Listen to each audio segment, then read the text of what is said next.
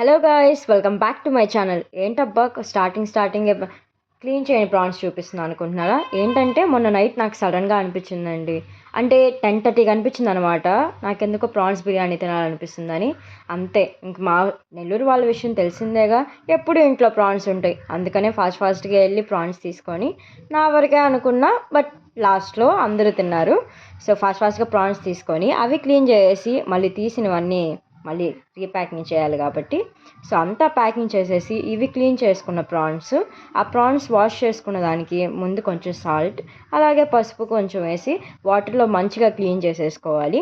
Clean చేసుకున్న తర్వాత same అలాగే కొంచెం సాల్ట్, కొంచెం పసుపు అలాగే కొంచెం ఆయిల్ వేసేసి దాని తర్వాత అది బాగా కలుపుకొని ఫస్ట్ రొయ్యల్ని మనం ఫ్రై చేసుకోవాలన్నమాట. ఫ్రై అంటే మొత్తం డీప్ రోస్ట్ కాదు, జస్ట్ అంటే మనం బిర్యానీ చేయాలనుకుంటున్నాం కాబట్టి ఫస్ట్ ముందు రొయ్యల్ని బాగా బాయిల్ చేసేసుకోవాలి. ఇలా బాయిల్ చేసుకునేటప్పుడు మనం లిడ్ పెట్టేసుకోవాలన్నమాట. లిడ్ పెట్టేసుకుంటే ఫాస్ట్గా బాయిల్ అవుతుంది.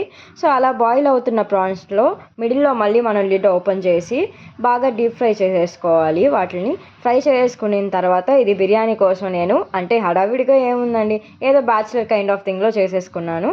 ఫస్ట్ ప్యాన్ పెట్టేసుకొని దాని తర్వాత యాజ్ యూజువల్ దాంట్లో oil, tomatoes, onions, biryani masala అవి ఇవి వేసి దాంతోపాటు నేను అప్పటికప్పుడు చేసుకున్న కొబ్బరి అల్లం పేస్ట్ చేసేసాను. ఆల్రెడీ ఉడకపెట్టిన ప్రాన్స్ని టొమాటోతో పాటు వేసేసాను. అది బాగా కొంచెం గ్రేవీ అయిపోయిన తర్వాత కొంచెం సాల్ట్, కొంచెం పసుపు అలాగే కొంచెం కారం అన్నమాట. ఇలాగైతే కర్రీతోనే తినేయాలని అనిపించింది, బట్ ఆల్రెడీ నేను అప్పటికే రైస్ నానబెట్టేసి ఉన్నాను కాబట్టి ఇంక తప్పక బిర్యానీయే చేసుకుందామని అలా పెట్టేశాను. ఆల్రెడీ నానబెట్టుకున్న రైస్ని కూడా నేను అదే కుక్కర్లో వేసేసాను రొయ్యలతో మసాలాతో పాటు.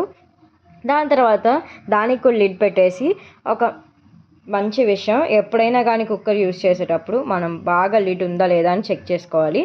దాని తర్వాత పెరుగు లేకుండా బిర్యానీ తినను, బిర్యానీ లేకుండా పెరుగు తినను. సో అందుకని నా కోసం నేనే రైతా చేసుకున్నాను అనమాట. సాల్ట్ వేయడం మర్చిపోయా, బట్ దాని తర్వాత లాస్ట్లో తినేటప్పుడు గుర్తొచ్చి సాల్ట్ వేసుకున్నాను రైతాలో కూడా. ఇంక నేను రైతా చేసుకొని ప్లేట్స్ అవన్నీ సెట్ చేసుకున్న లోపల బిర్యానీ కూడా అయిపోయింది. ఇదే అన్నమాట నేను చేసిన ఫాస్ట్ వితిన్ 30 minutes బిర్యానీ. మీకు ఎప్పుడైనా నైట్ క్రేవింగ్స్ వస్తే మీరేం చేసుకుంటారో కామెంట్ బాక్స్లో కామెంట్ చేయండి. బాయ్.